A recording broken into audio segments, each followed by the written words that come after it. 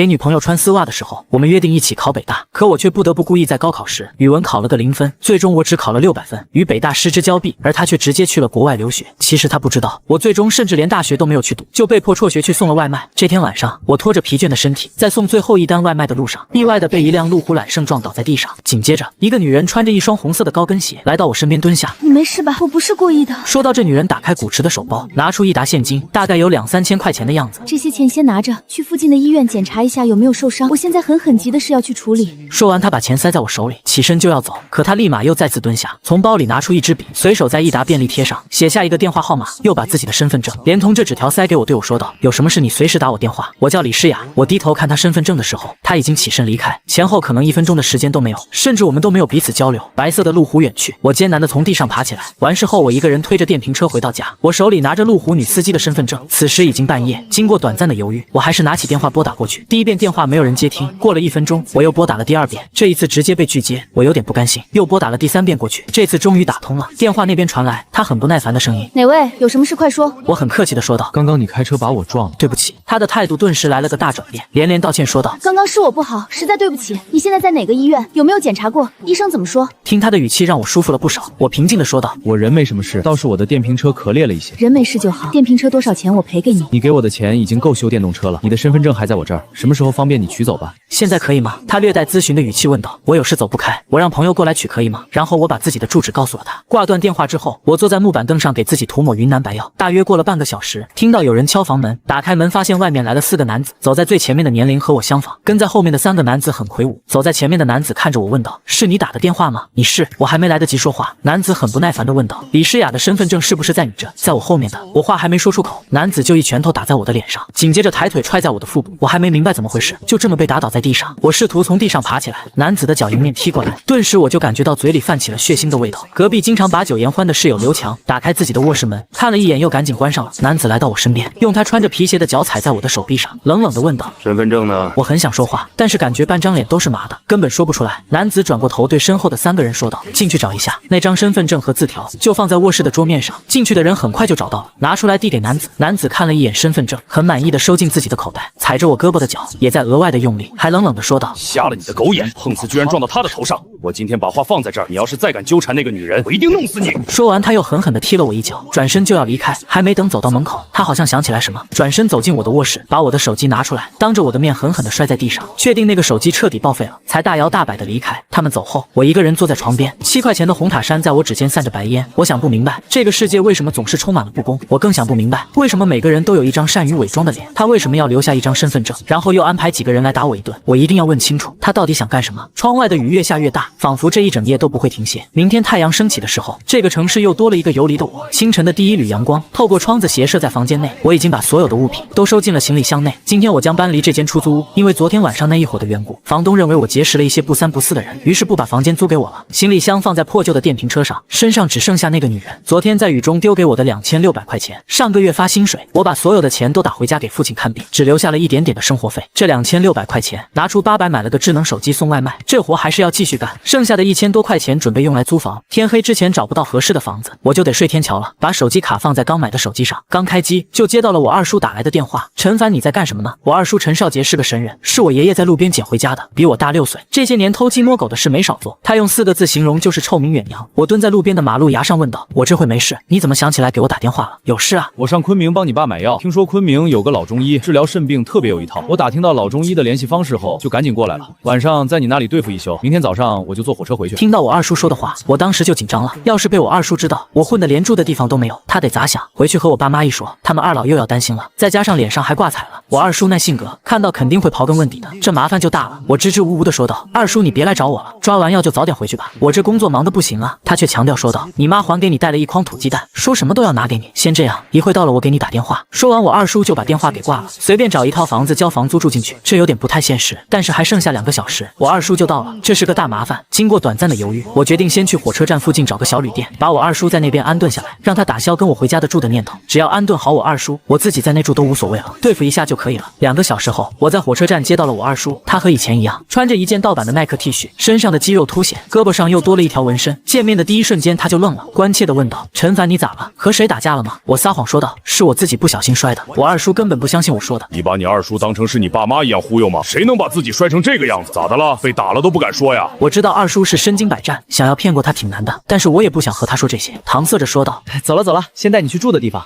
下午我跟你一起去抓中药。”我二叔没吭声，跟在我身边走着，在提前开好的小旅馆内，我对二叔说道：“今晚你就住这里，下午抓完药我就去上班了。我挨打这事儿你别跟我爸妈说，免得他们担心。”我二叔不依不饶地问道：“到底咋回事？谁把你打成这个样子？陈凡，你是不是有什么事瞒着家里？先说说是谁打了你，为什么打你？”我郁闷地低声骂道：“我也不知道为啥打我呀。”我就把昨天晚上的事说了一遍，最后我还不忘提醒我二叔，这事你千万别和我爸妈说，免得他们又担心。我这还有几百块钱，你回去的时候给我爸带回去吧。陈少杰在一边低头沉默了几分钟，对我说道：“行，这事我不和你爸妈说。”说着，我二叔又拿出来2000块钱给我，你的钱就别给你爸妈了，我再给你2000，你去找个好点的小区，租个小区房住，对自己好点。二叔，你别给我钱，我不要。二叔用命令的语气说道：“给你你就拿着，别那么多废话。下午我去给你爸抓中药，你去找房子，先把住的地方解决了，晚上一起吃个饭，明天一早我就坐火车回去了。”我深深吸了口气，能感觉得到二叔对我是真的很关心，我也不想让他太担心。我答应了他的提议，下午我去找房子，二叔去抓药。我爸的肾病也有好些年了，这些年给他看病花光了家里所有的积蓄，虽说爷爷去世前留了几万块，但二叔一分没要，全都给我爸看病了。我二叔虽然成天瞎混，但是人品没得说。下午在中介处找到了一个房源，3室1厅的小区房，与人合租，月租700，客厅、卫生间、厨房都是公用的，另外2间分别是一对情侣，还有一个女孩。看过房之后，我觉得条件还可以，就租了下来。办理完这些，已经是下午4点多了。二叔给我发信息告诉我，他在火车站边的小旅馆等我，晚上一起吃饭。他第2天一大早要坐火车回家。临出门的时候，我遇见了合租的那个单身女孩，她刚好下班，穿着一身职业装，短款的小西装，显得整个人特别有气质。她弯腰换鞋的时候，我透过她的衣领看到了里面的春光。我发誓我不是故意的，但是我也承认她那里很吸引人，让人看了第一眼就舍不得移开目光。结果当她换完鞋起身的时候，我还傻傻的盯着她的胸看，她狠狠地瞪了我一眼，无比厌恶的低声骂我流氓。说完后自己捂着领口向次卧走去。晚上和二叔吃饭后，我也懒得回巴黎春天这个小区住了，然后我就在小旅馆多开了一间房。第2天一早送二叔回去后，我开始继续送我的外卖，不工作就没收入，而我暂时能做的也只有送外卖，一直忙到晚上11点半。最后一个订单让我有些意外，竟然是和我住在一起的人预定的，名字叫林一飞。提着外卖回家，主卧室的那对情侣并不在家，门紧闭着，里面的灯也没开，次卧的灯倒是开着，时不时的传来敲击键盘的声音。我把外衣脱掉丢进我的卧室，提着外卖走到他的房门前，轻轻敲了敲。他穿着家居服打开了门，看到是我之后，脸色马上就变得很不悦，本能的用左手捂着领口，用一种特别厌恶的语气问道：“干什么？”我把手里的外卖提起来说道：“你点的外卖。”林一飞怒了，他质问道：“谁让你动我外卖的？”我后面的话还没说呢，他一把将外卖从我手里夺过去，下一个动作竟然是直接丢进了门边的垃圾桶里面。因为外卖里有一碗汤，在他夺走的时候，里面的汤洒在了我的牛仔裤上，很烫，但他完全不理会我，后退一步将门重重的关上。我站在门口有点不知所措，无奈的摇摇头，回到自己的卧室。手机上收到订单的回馈，一个差评，理由就是你凭什么把我的外卖送到别人手里？有你这么不负责的吗？我看着屏幕觉得有些荒唐，一个差评扣300薪水，起早贪黑一整的收入可能都不到300块，今天累得像狗一样，结果这一个差评就让我回到了解放前。周3中午，我突然接到二叔的电话，我还以为他和我说家里的情况呢。我把电瓶车停在路边问道：“二叔咋了？我这正送外卖呢，你晚点打过来呗。”我在维黄路和人民路的交叉口这儿等你，你送完这份外卖就别接单了，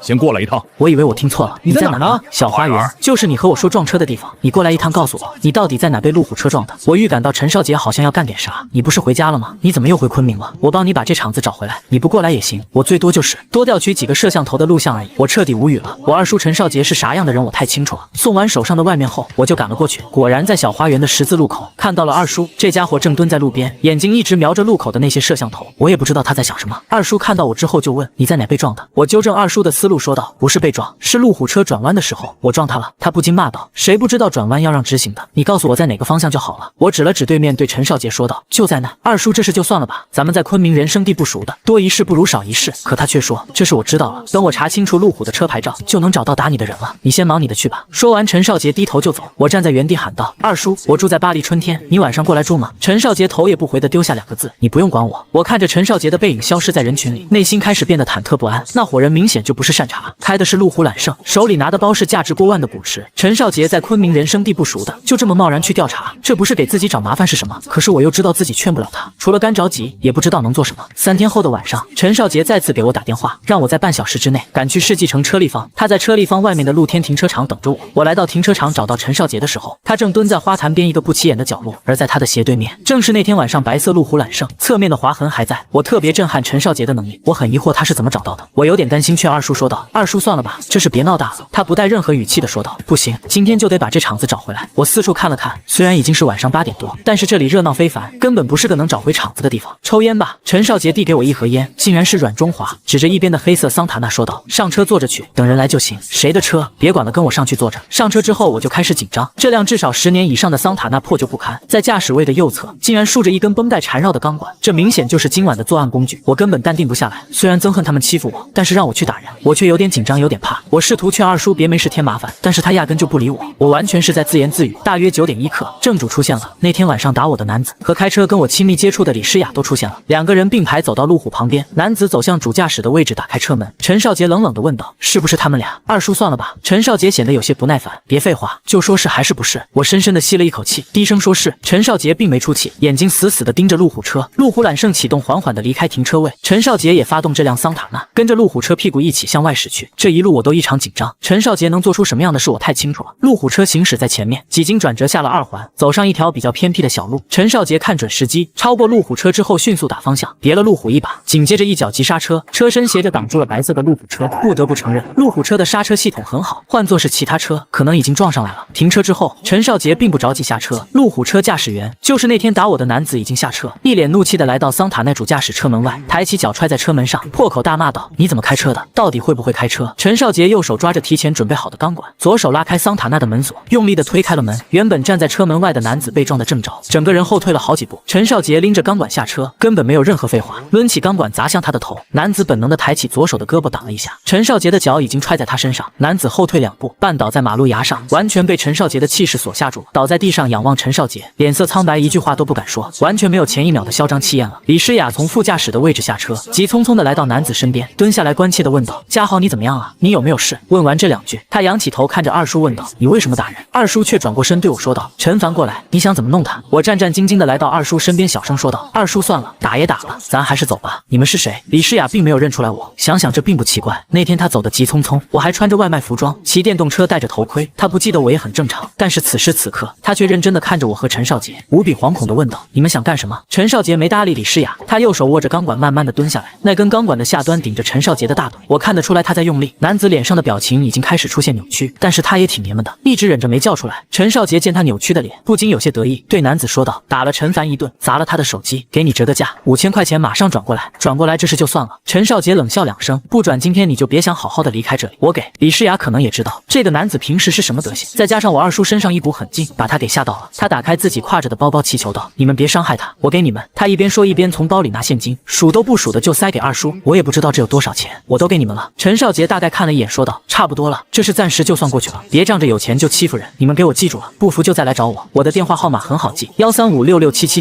星号，不服随时给我打电话。”说完这些，陈少杰把手里的钢管收起来，对我说道：“陈凡走了，他再敢欺负你，我就弄残他。”我有点懵，这就是陈少杰处事的方式。在离开的时候，我还忍不住多看了李诗雅2眼，她长得真漂亮，五官精致到让人找不到语言来形容。我在看她的时候，她也在看我，彼此对视的瞬间，让我有些无地自容的感觉，赶紧把目光收起来，转身上了车。陈少杰看出来我有些担心，用一种恨铁不成钢的语气问道：“你是不是怕了怂了？人都是2个肩膀扛着一个脑袋，你怕他们干什么呢？是爷们就和他们干。”说真的，我有点烦。在昆明混了这些年，我一直是扮演一个外来小市民的角色，不愿意和人争吵，更不愿意和人打架。我是想着多一事不如少一事，好好干活赚钱给家里邮寄，期盼着攒够钱给父亲换肾。见我不说话，陈少杰安慰我说道：“得了，别愁眉苦脸的了，多大点屁事啊！他敢找你麻烦，我就再弄他去，弄服了为止。你就在前面路口下车吧，这些钱你拿着自己省点花。这段时间我都在昆明，有事给我打电话。”他也不管我是否同意要这些钱，一股脑的都丢在了我这里。我知道我爸看病要花很多钱，也没和他客气，大概有6000多块钱，全都收了起来，问道：“你不回家了吗？你在昆明干什么？你别管了，反正不是送外卖。记住了，他再敢找你麻烦，你就弄他，别怂。”我和二叔的生存理念始终是有很大的差距。路口下车后，我一个人慢慢的游荡在城市的午夜街上，兜里装着几千块钱的现金，感觉这笔钱来得太轻松了，轻松的有些不安。我甚至想去联系李诗雅，把这些钱给她送回去，解释清楚这就是个误会。我承认我有这种想法，是因为我是贫苦老百姓，经不起那些折腾。还有另外一个意图，就是我幻想自己可以和李诗雅相识，至少让她别对我有什么不好的印象。恍惚间意识到这个想法很可怕，怎么能祈求女神的关注呢？还妄想和长相精美的李诗雅相识，忍不住自嘲的笑了笑。第二天很奢侈的睡到个自然醒，在 App 上点击开始接单，第一份就是个大单子，足足40份盒饭，送去凯蒂国际酒店。保安让我坐内部电梯，直接送到29层的会议室。第一次我只提了20个盒饭上去，会议室内只有订餐的女孩在，她告诉我把盒饭放在桌面就可以了，然后我就下楼楼去拿剩下的。当我再次上来，把盒饭提进会议室的时候，眼前出现了让我惊呆的一幕。李诗雅正在人群中对视的一瞬间，我有点不敢相信自己的眼睛。但是李诗雅就在这个会议室里面看着我。一个男子打开一份盒饭拿给她，恭恭敬敬地说道：“李总开会辛苦了，您先吃。”我头皮发麻，昨天才和陈少杰两人把她男朋友给打了，现在又来人家地盘送饭，这不是自投罗网吗？把盒饭匆匆放下后，我就往外走，几乎是一口气来到电梯内。当电梯门打开的一瞬间，我傻眼了，外面至少有4个保安。我故作镇定地低头往外走，2个保安上来就把我堵住，让我跟他们走一趟。我假装不知情，对保安说道：“你们认错人了，少废话。”一个头直接对其他3个人说：“先带走。”我大吼道：“凭什么？你们只是保安，没有权利控制我人身自由。”这么一叫，酒店大堂果然有好多人看过来。酒店的大堂经理倒是会随机应变，一脸微笑地向其他看客解释说道：“不好意思，惊扰到各位了。刚刚酒店客人举报丢失了贵重物品，怀疑是送外卖的小哥趁机行窃，我们已经将嫌疑人控制，马上会把嫌疑人送到派出所。实在抱歉，这个外卖人员是贼吗？现在送外卖的这些人素质太差了，以后谁还敢点外卖？”我扯着嗓子露出狰狞的表情，大喊我是被冤枉的。结果没有人相信我的话，更没有人理会我的喊叫，有的只是一张张冰冷的面孔，拿着手机在拍照。4个保安并没有像大堂经理说的那样要把我送到派出所，他们只是把我软禁在一个房间内，翻走了我的手机，把我困在一把椅子上。我不停地大叫：“放开我！你们这是非法拘役，是违法的！”胖保安威胁道：“我不懂什么叫非法拘役，领导怎么安排我就怎么做，你要是再敢乱叫吵我，我就把这双1星期没洗的袜子塞你嘴里。”他赢了，这个威胁真的很强大，强大到我不敢开口说话，因为我觉得他真的能做出这种事。我一直怀着忐忑的心情在等待，不知道接下来要发生什么事，要面对什么人。没过多久，2个保安竟然躺在床上睡着了。我试图逃离，但是手脚都被捆在椅子上，所有的努力完全是徒劳。可能是过了3个小时，那扇原本关着的门被打开了，听到开门声，2个保安赶紧从床上爬起来。李诗雅带着5个人出现在房间内，其中跟着她身后的女孩就是今天订餐的女孩，跟在女孩身边的是大堂经理，最后另外2个都是保安。看到李诗雅进来，睡觉的2个保安急忙站起来，规规矩矩的叫李总好。李诗雅皱了皱眉头问道：“干嘛把她绑起来？不是您？”大堂经理瞪了胖保安一眼，立即厉声道：“谁让你把人捆绑起来的？快点放开！”松绑之后，李诗雅对身边的人说道：“你们先都出去吧，没有我的命令，谁都不准进来。”见李诗雅的语气这么坚决，这些人便没再敢说话，一个个灰溜溜的退出了房间。李诗雅冷眼看着我问道：“你和嘉豪有什么过节？昨天为什么下手那么重？”他叫嘉豪，我现在终于知道那个男的叫什么了。你有必要装糊涂吗？为什么打他你不清楚吗？李诗雅用一种看透了你们这种人的语气说道：“你们成天打来打去的有意思吗？有什么事不能坐下来好好沟通吗？这样能解决问题吗？”感情李诗雅把我当成小混混了。我看着李诗雅问道：“你能听我解释吗？”没空。李诗雅一点面子都不给，对我说道：“我把你留下就是想告诉你一句，以后不要大半夜的堵嘉豪了，要钱直接和我说一声，别为难他。”我当时就不高兴了，看着李诗雅问道：“你让人把我绑在这3、4个小时，耽误我1下午的工作，就为了和我说这句屁话？”李诗雅反问道：“不然呢？你觉得我还能和你说什么？”老子的火气瞬间就上来了。既然你有话和我说，那我也有话要告诉你。我中午送的第1份盒饭是不是被你吃了？我告诉你吧，那份盒饭是我吃了好几口，你吃的是我的剩饭，我还在里面吐了口水。李诗雅的眼睛突然就瞪得好大，下一秒她捂着嘴就跑向洗手间，真是太解气了。我拿起自己的手机，大摇大摆地出了门。房门外，大堂经理几个保安都在，他们看我的眼神有点奇怪。我牛逼哄哄的就这么走了，越想越解气。走出酒店大堂，正好是晚餐时间，打算继续接单送外卖，却发现我的账号被停用了。我找客服问是什么情况，客服说我可能和一起盗窃案有关，暂时取消我骑手的资格。换句话说，就是老子被炒鱿鱼了。我特么的究竟招谁惹谁了？我送个外卖容易吗？真是不知道怎么就和他们干上了。我愤恨地看了一眼凯蒂国际酒店，狠狠地吐了口唾沫。这时酒店内突然冲出来一群保安，大喊着抓住他，别让他跑了。不是吧，吐了一口唾沫就要抓我？我撒丫子就跑，结果被门卫内的保安一脚踹翻在地上，其他几个人冲上来又把我给擒了。这一次他们没把我弄回酒店，而是推着我上了一辆别克 GL8的商务车。随后李诗雅坐在商务车的第2排左侧的座椅上，我被捆绑的手脚放在右侧的座椅上。这些人担心我乱动，他用绳子在我身上缠绕了2圈。第3排坐了2个保安，前排还有一个。我顿时感觉有些紧张了。我转过头看着身边的李诗雅说道：“你想干嘛？我就吃了你2口饭，你不至于杀人灭口吧？”闭嘴！李诗雅十分厌恶地瞪了我一眼。你要是再敢提午饭的事，我就让他们现在把你丢下车。但是你得告诉我，你这是要带我去什么地方？你已经把我害得够惨了，我的工作都没了。李诗雅冷着脸说道：“你工作有没有我一点都不关心，但是嘉豪要是受伤了，我一定把你送到法庭上去。等等，嘉豪到底是你什么人？他怎么样和我有什么关系？李嘉豪是我弟弟，我不希望他受伤。你弟弟啊？”听到李诗雅这么说，我竟然有点小小的兴奋。你弟弟受没受伤和我有什么关系？你朋友把我弟弟绑架了，现在我要带你去换人。我看着李诗雅问道：“我怎么不知道？我认识这样牛逼的朋友呢？就是昨晚的那个陈少杰。我去，二叔他到底干了什么？我感觉自己的脑袋都要炸了。昨天不是说好这事就过去了吗？怎么他又去找李嘉豪了？你觉得李嘉豪有钱好欺负吗？二叔能做出这种事，我有点拿捏不准了，也不敢再多问什么。这一路都相对沉默，从市区一路到东三环郊区，最后到了一处破旧的仓库，在2个车旁边摆着一张桌，桌面上放着几个罐头，有几样卤菜，桌边丢着10几个喝光的啤酒瓶。陈少杰单独坐在方桌一边，李家豪和其他几个人坐在其他的3个方向。这几个人有点惨，个个都是鼻青脸肿的，就连李家豪也不例外。看到这一幕，李诗雅受不了了，下车就奔着李家豪跑去。家豪，你怎么被打成这样？谁干的？问这句话的时候，他的视线落在了二叔身上，二叔压根就没理会李诗雅。胖子保安一脚把我从车上踹下去，另外2个保安把我从地上拖起来，大声叫嚣道：“快点放了我们少爷，否则我们就撕票了。”二叔看到的时候明显感觉意外，眉头皱了皱，倒是没说什么。二叔放下自己的酒杯站了起来，怎么回事？李诗雅看着陈少杰问道：“是不是你把我弟弟打成这样？昨晚不是说好没事了吗？究竟想干什么？姐别说了。”李家豪站起低着头说道：“这事不怪人家，怪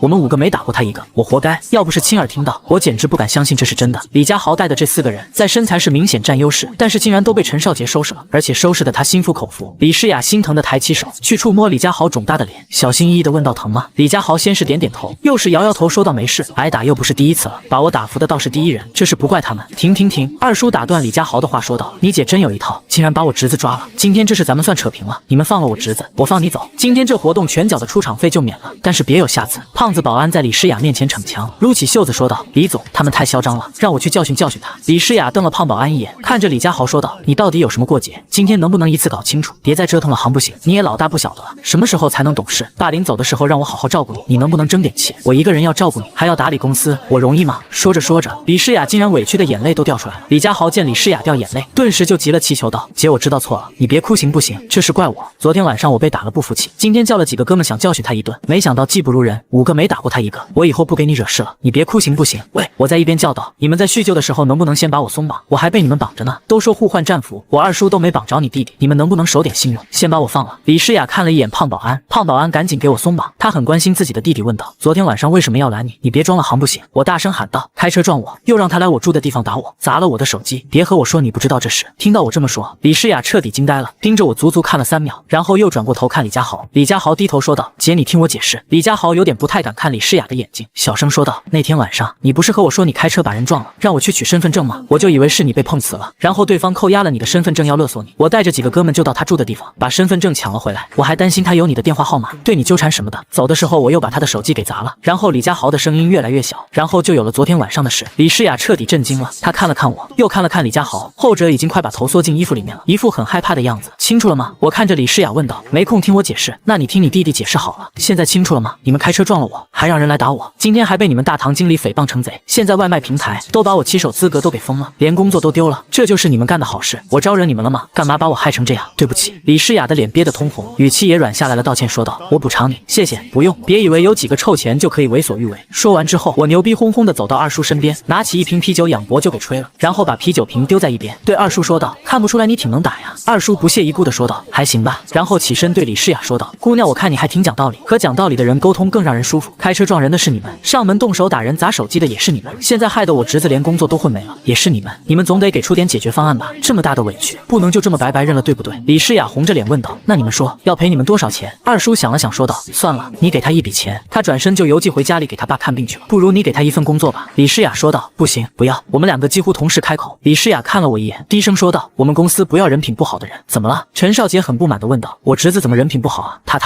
李诗雅有点急了，红着脸说道：“他偷吃我的饭，还把剩饭给我。”哈哈哈！我忍不住大笑起来，对二叔说道：“走了，你不用担心我的工作，送不了外卖，我可以干点别的。顺便问一句。”看着李诗雅和李家豪说道：“这事就算结了吧？以后不会找我麻烦了吧？不会再囚禁我了吧？”李诗雅被我说的脸都红了。李家豪大声说道：“你放心，我服了，我是真心佩服杰哥，以后有事您说话。”二叔没搭理李家豪，对我说道：“走吧，事解决了，我开车送你回去。”我钻进那辆破桑塔纳里面，我很好奇地问道：“你真的把他们一群人都放倒了？”陈少杰反问道：“这有什么难的吗？”我突然就不知道该说什么好了。二叔真牛逼，把我送回到市区。二叔问我以后有什么打算，还是继续送外卖吗？我说骑手账号都给封了，这外卖不送也罢，找一份别的工作也能养活自己。临走的时候仍旧是那句话，让我有事给他打电话。下车之后，我突然有一种从未有过的迷茫感。以前都是起早贪黑的送外卖，希望有一天可以过得没有那么忙。当这一天真的拥有了，我却不知道接下来应该干什么。我蹲坐在滇池春天小区后门的马路牙边，看着这个城市孤独而又冰冷。这时一只流浪狗缓缓地走过来，围着我转了一圈，然后蹲坐在我身边。素不相识的两个灵魂，享受着同样的一份寂寞。巧的是，林一飞每天都会喂着流浪狗，因为他，我跟林一飞终于摒弃前嫌，闲聊后熟络了许多。第二天7点半醒来，和往常一样寻找外卖服。当我找到之后，才意识到我的骑手账号已经被封了，我今天没有资格去接单去送外卖了。我的车，突然意识到我的车还在凯蒂国际酒店。当时我被擒拿的时候，电瓶车还在。现在呢？我迅速套上衣服，在小区门口打了一个摩的，直奔凯蒂国际酒店。凯蒂国际酒店门卫厅里面，我看到了昨天的那个胖保安，他正在执勤。我发现他的时候，他也看到了我，拎着橡胶警棍问道：“你小子又来干嘛呢？是不是找挨揍？滚犊子！”我很不高兴地问道：“我的车呢？什么车？”胖保安挥舞着他的橡胶棍威胁我说道：“这里没你要找的车，快点滚蛋！电瓶车，我的电瓶车呢？昨天我就停在这里的，被谁偷了？给我调取监控。”胖保安笑了，用一种很轻蔑的语气问道：“我们这国际酒店的监控是你说调取就调取的吗？你当是你家的了？”我真想一巴掌打过去。胖保安特别得意，继续调侃我说道：“就你那破车，去派出所报案，人家都不带给你立案的，看你还当个宝贝似的。”话还没说完呢，这个胖家伙突然立正敬礼，一副很专业的样子。这是什么人来了吗？我转过头看到李诗雅那辆白色的路虎揽胜行驶过来，车子停在我身边，她坐在车内看着我问道：“你又来干什么？”我很不爽地问道：“你以为我愿意来你们这破地方？我是来找我的车的，昨天就在这里，现在找不到了。”胖保安凑过来说道：“李总您别理他，为了他那个破车还想调取咱们酒店的监控，他太把自己当回事了。李总您忙你的，他找车这事我来搞定。”李诗雅看着胖保安问道：“你怎么搞定？他的车在哪呢？”胖保安一脸坏笑地说道：“听昨天值班的小张说，他们亲眼看着那辆电瓶车被城管暴力丢上了车带走了。我彻底不高兴了，你们看到我的车被城管暴力丢上车带走，为什么不说一声？我是来给你们送餐的，害得我丢了工作不说，就不能帮我看下车子吗？你们有没有点人情味啊？”胖保安咧嘴瞪眼，摆出一副幸灾乐祸的样子，还特么唱着说道：“为啥要帮你呢？”行了，李诗雅有点不高兴了，对胖保安说道：“给他刷电梯，带他来我办公室。”说完，他开着车去了停车场。不是吧？胖保安有点懵逼，一脸不理解的说道：“我刚刚是不是听错了？李总让我带你去他的办公室。”李诗雅的办公室在29楼，他的门上挂着总经理3个字，看不出来李诗雅竟然是总经理，年纪轻轻就能爬上这样的职位，真是厉害。李诗雅的办公室就是我见过最豪华的办公场。李诗雅亲自泡了一杯咖啡给我，递给我咖啡的时候问道：“你的电瓶车多少钱？”不知道为什么，我突然很想调戏一下李诗雅，看着她不屑地问道：“钱在你眼里钱是万能的吗？我告诉你，那个电动车我骑了3年了，自打我送外卖那天起，那个电动车就陪着我，经历了那么多风风雨雨，结果给你们公司送餐一次，就让他寿终正寝了，你们良心过得去吗？”李诗雅端着一杯咖啡，靠在自己的写字台上，看着我问道：“你说的这么义正言辞，好像你和电动车的感情很深啊。不过再深也没用，我不可能帮你找城管要电瓶车，不如直接点，你要我赔多少钱吧？除了钱，你能不能说点别的？”李诗雅特别高傲对我说道：“和你这种人品有问题的人，我只能谈钱。我人品有问题吗？人品没问题会偷吃别人的外卖吗？”我很无语，真是不知道说什么好了。李诗雅抬起手腕看了看手表，对我说道：“别浪费时间了，我马上要开个会，你说个数吧，多少钱我赔给你就是了。”我也不知道哪来的倔脾气，我就想和李诗雅较真，大声说道：“我不要钱，我就要我的车，5000够不够？”我没吭气，8000可以了吧？我仍旧没说话，我赔给你1万。李诗雅提高了语气，这次总可以了吧？我看着李诗雅问道：“你觉得我是来敲诈勒索的吗？你就真的认为我的人品差到了这个地步吗？”别说了，2万，不要的话你就马上滚出我的办公室，以后不要再出现。我抬起手指了指李诗雅，一边指着她一边向后退，很装逼的丢下一句：“你活得真悲哀，在你的眼里只有钱，你怎么能体会我失去一个伙伴的心痛呢？和你聊情感简直就是浪费我的感情，你好好抱着你的钱过你的生活吧，再见。”说完我转身就往外走。等一等，李诗雅站在我身后叫住了我，威胁着说道：“你别后悔，我再给你一次机会，给你2万块钱的赔偿。”不需要。说完我就往外走。李诗雅在我背后说道：“那好，算我欠你一个人情，有什么事需要我帮助，在不违反原则的前提下，我一定会把欠你的还给你，记住我的电话。”出了凯蒂国际酒店，我真想狠狠地抽自己耳光，这个逼装的有点大了，2万块钱啊，我干嘛不要呢？非得和他这个女土豪装逼，的确是逼装的很圆满，圆满的代价是痛失2万块钱，我要怎么安慰自己呢？重新获得了李诗雅的电话号码，好吧，只能这么安慰自己了。一边往回走，一边随意的刷着朋友圈，意外的看到刘军发了一条动态，原来今天是他生日。刘军是我高中同学，上高中那会，我和刘军的关系非常好，文科班男生本来就少，按成绩排座位，我们俩又都是在第一排，每次考试，我和刘军的成绩都名列前茅，班里的第1名不是我就是刘军。高中毕业之后，刘军590分考入云南大学，我600多分选择放弃，家里实在拿不出来多余的钱供我读书，再加上父亲的肾病一直需要花钱治疗，我也想着早点打工赚钱补贴家用。4年前刘军来昆明读大学，我来昆明打工，刚刚来的那段时间，我们俩经常凑一起，后来因为彼此交际的圈子不同，联系也就没有起初那么密切了，但是心里的那份感情还在。看到刘军发这条动态，我在下面回复：“哥们生日快乐。”刘军很快给我回了一条微信：“陈凡今晚有空吗？能不能来参加我的生日聚会？咱们快有半年没见了吧？”我回复：“大半年了，你也快毕业了吧？”他说现在已经可以离校了，正在找实习单位。我问他有什么好的意向吗？他回复说：“我在大学读的是专业工商管理，已经拒绝了一些企业的橄榄枝，想要找家酒店做酒店管理的工作，今晚有空过来吧，咱们见面聊，在滇池路，记得带女朋友，让哥们看看你是不是过过得很好。如果4年前我也能读大学，那么今天我也能和朋友聊天时风轻云淡地说，我想找家酒店管理的工作。有些人可以选择自己的人生，而有些人注定只能被选择。女朋友吗？我去哪找女朋友？这时我突然想到李诗雅，她不是答应我一件事吗？我今天能不能带着李诗雅去吃饭，顺便把李诗雅介绍给刘军？刘军不是想做酒店管理吗？李诗雅是凯蒂国际酒店的总经理，就算不能让刘军进入凯蒂国际酒店，至少起到一个引荐的作用，希望能给刘军提供一点资源。我连忙给李诗雅打了个电话。李诗雅接到我电话的时候，开口就问：“你是后悔了找我要这2万块钱吗？你能不能正常点？”我调侃她问道：“在你眼里，我给你打电话就是为了要钱吗？”哈哈，李诗雅毫不掩饰的大笑起来，问道：“那你是干什么呢？你今天不是答应我一件事吗？只要不违背原则，你都答应。这话是不是你说的？”“对啊，是我说的。你想让我干什么？晚上陪我去参加一个朋友的生日宴会，吃顿饭就行。这个要求不违背原则吧？不过分吧？吃饭。”李诗雅在电话那边惊叫道：“你让我陪你去吃饭？你觉得我时间很多吗？如果你不来，我也不勉强你，至少让我看清楚你李诗雅到底是个什么样的人。除了满眼是钱之外，就是说话不算数。来不来你自己看着办。”李诗雅估计被我气到了，愤恨地说道：“你等着，晚上我陪你吃这顿饭，吃完你就再也别烦我了。咱们两清了，你得答应我，吃饭的时候不能给我拆台。当然，我也不会对你做什么非分的举动，就以一个朋友的身份出现。”李诗雅爽快地说道：“OK， 我懂，晚上见。”搞定李诗雅，我多少有点窃喜。半年不见，今天又是刘军的生日。出门的时候在小卖铺买了一个红包，往里面塞了500块钱。500块对我来说真的不是一笔小数字。想到刘军的朋友可能都是大学生，现在的大学生出手都挺阔气的。我的红包太小，可能会给刘军丢人吧。6点1刻，我来到饭店门口，李诗雅的白色路虎揽胜已经停在这里。看到我出现，她下车向我走过来，竟然穿着一身职业装。我站在门口，上上下下的打量着李诗雅。李诗雅瞪了我一眼，问道：“看什么？你没要求我穿什么衣服，何况我也的确没时间去换。接到你发来的地址，我就从公司赶过来。”我笑道：“看不出来你穿着职业装，显得你蛮有气质的。”这句话又惹来李诗雅一个大大的白眼。我带着李诗雅走进饭店包间，推开门就看到刘军坐在主位上，正和左边的一个男生聊天。包间内大约有10几个人。刘军看到我急忙站了起来，招呼我说道：“陈凡，你终于到了，我们在等你呢，来这边坐。”说完这些，他示意身边男生串一下位置。我来到刚刚男生坐的那个位置，掏出烟递给我让座的男生。他看了一眼我的红塔山，并没有接，客气指了指桌面放着的软中华，对我说自己有。刘军给其他人介绍说道：“给大家介绍一下陈凡，我们一个县城的高中最好的哥们，曾经的学霸，高考600多分呢。”我苦涩的笑了笑，对刘军说道：“算了，过去的事就别提了，生日快乐。”说着我把红包递了上去。刘军的手指轻轻捏了一下红包，挥挥手对我说道：“陈凡，你太客气了，今天让你来，真不是为了让你准备红包什么的，想着半年不见了，一起聚一聚。先上菜吧，咱们边喝边聊。这位是弟妹吧？怎么称呼？”李诗雅并没有对弟妹这个词表现什么意见，微笑说道：“我叫李诗雅。”刘军看着李诗雅，自豪地说道：“我叫刘军，云南大学工商管理专业的，和陈凡是发小。”刘军说自己学校和专业的时候，声音特别大，表现得特别自豪。另外一个男生说道：“先上菜，先上菜。”周围又开始乱起来。